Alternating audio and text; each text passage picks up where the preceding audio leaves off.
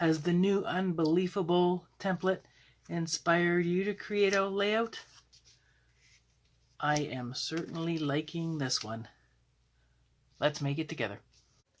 Hi, welcome to my channel. My name's Suzanne. Today I'm going to take you into the craft room and I'm going to show you how to create the layout you just saw using the grid pattern, working exclusively with your Creative Memories tools. There is no sketch layout to follow with this lesson today, but I will create a set of printed instructions that you can request from me directly. My email's in the link below, or you can join my PhotoRecall virtual crop group, information in the description below, and in there you will find all the instructions and PDFs to any of the videos I make within the files tab of that group. So we'll see you in the craft room. Like the video, subscribe, tell your friends I'm here. I'm going to be using the following Creative Memories tools. I want a springy paper, so I have some left in the Shorebird Designer paper pack. So I'm going to be taking a sheet of that. I like the colors in this one. I'm going to be reversing them both sides, so that will look really cool. And I think I want to build it on this lavender. So this will be my base background. I'm laying out as on a square on my mat, so I know what I'm going to be building on. To do all my centering, I'm going to be using some Creative Memories zero centering rulers, and because I have to get my initial grid on both a vertical and a horizontal, I'm going to be using 2 of those. I will also be cutting with my 12-inch trimmer, and just to see if I can duplicate as close as possible. To make the 25 grid square pattern will be simple enough, but to see if I can get some of the design template, I'm going to try adding my leaf punch. So if you have one of those, you can try do your corner design, and as well as a standalone punch, I will be using my other leaf punch from the Broder Maker system. For my cuts, is saying that I'm going to need squares 2 1/8 by 2 1/8, and I need 25 of them to make my grid pattern. The spacing between my squares, I'm going to work from the center out, is a 1/8 of an inch. My gutter space at the end will be a little bit less than a 1/2 inch all the way around, which is your standard one. To create my center at my beginning, I'm going to need to go at 1 1/16 off center to get the first placement of my square, but I'll demonstrate how I do that. So the first thing we'll be doing is cutting our paper at 2 1/8 inches, and I'm going to need 25 strips, so I'm going to be doing it 5 times. For color, for you guys, it might switch to the green and be easier for you to follow. So let's go 2 1/8.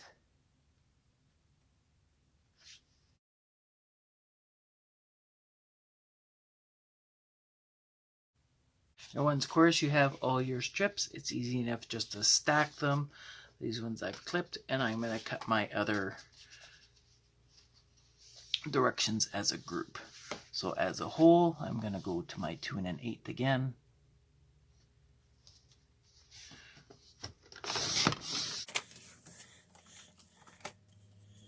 And cut them as a group.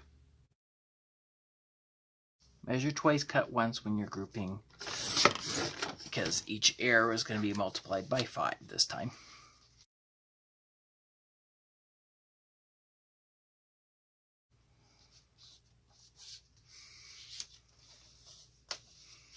And there we have our 25 squares.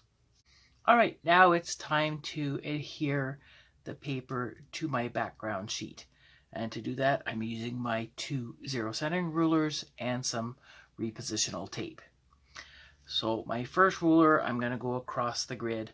Now, easy math, half of 2 1/8 is 1 1/16. So that'll be my center halfway down my first square. Once that first one's in place, it's easy from there. So what I'm going to do is I'm going to start 1 inch above my halfway mark on my mat, so I'm starting my ruler at about the 7-inch mark here. I want it to go 1/8 higher, and I want to make sure that one's quite precise. So I'm taking my second zero centering ruler, and I'm going 6 inches, 7 inches, and 1/8 is one line past the 1-inch mark. So one extra hash mark here. So what I'm going to do is I'm going to line this one up, and I'm going to slide it down to one hash mark past at the edge of my paper, and I'm going to butt that up. So I know my height in that direction is correct. For my centering on the side, to get my center square, is I have to go to 1 1/16. It's easy enough to read by lining up the two rulers. So I'm at the 1 1/16 here, and I'm lined up at 1 1/16 there. So I'm going to take my first square, which I think I want to use this very green one. I'm just going to add a bit of repositional tape in there.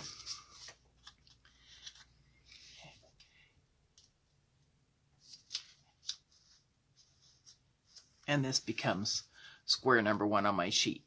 Following that, I just have to make sure that my ruler is square to the edge of my page, and I'm going 1/8 of an inch guttering in between each piece.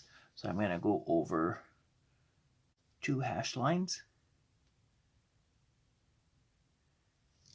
in this direction, and again I'm going to use a blue one and go 2 hash lines or 1/8 of an inch guttering in between this piece and this piece, and my first squares are in place. My guttering here is going to be a little bit less than a 1/2 inch on that one. As I'm done my first row, we'll just build from there using my 1/8 guttering.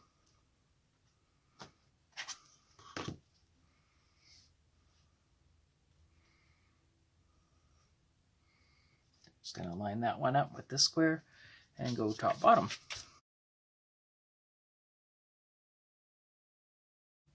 Okay, I'm going to stop here for now because I want to talk about the outside border and the unbelievable template design in that one.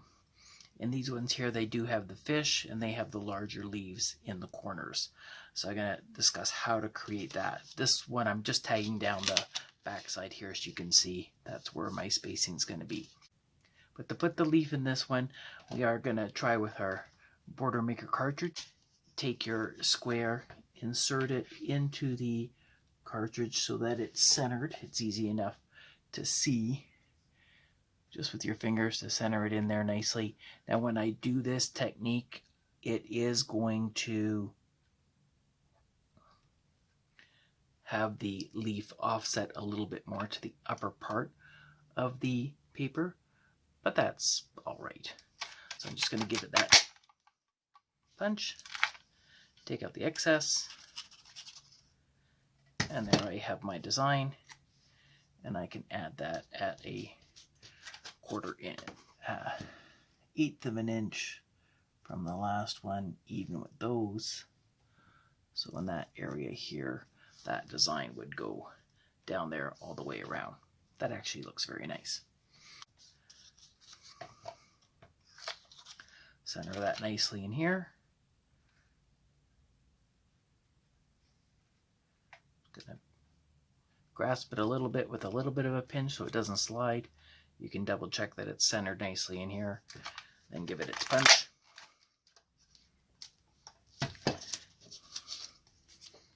Add your adhesive.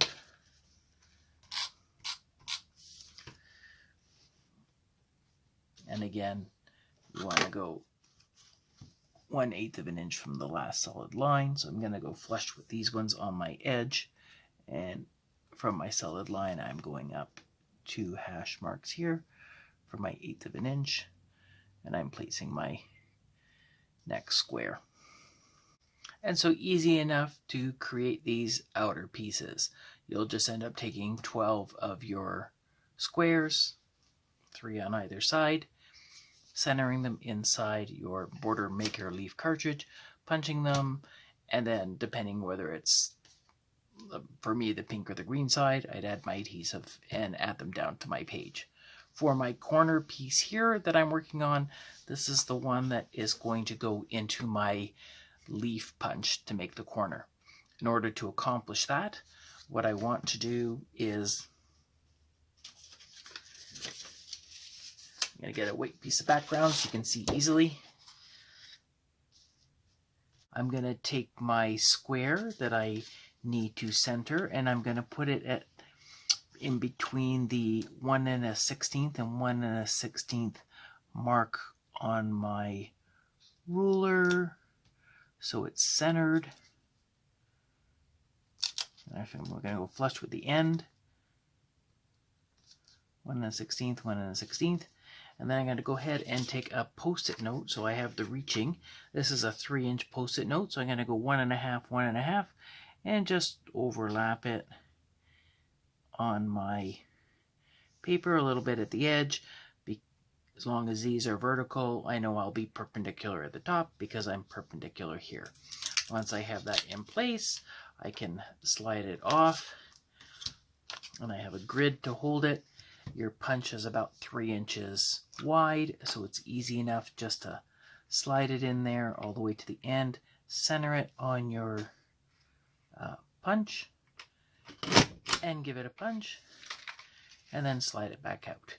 If your post-it note's a bit high, you'll just punch through a bit of your post-it note.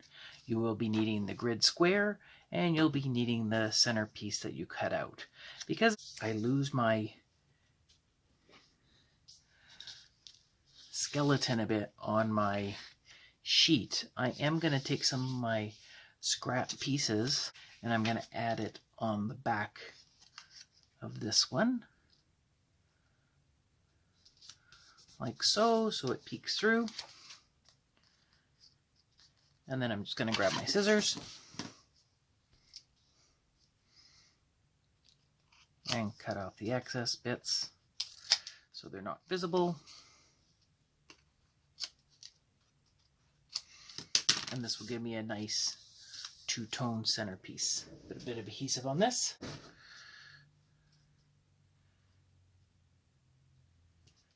It'll give me a nice cute center with a pink inside.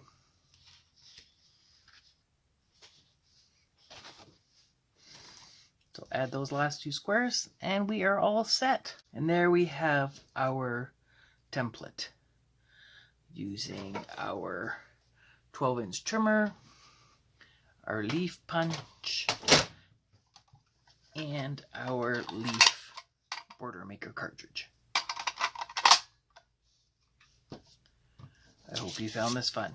Again, 2 1/8 inch squares, 25 of them, and our center that we're going to be working with is 1 1/16, spacing 1 1/8. If you're in Canada and you're not working with another advisor and you do need some of the tools that I am using in today's demonstration, I'd be most honored if you supported my Creative Memories business. Link again in the description below. Thanks for joining.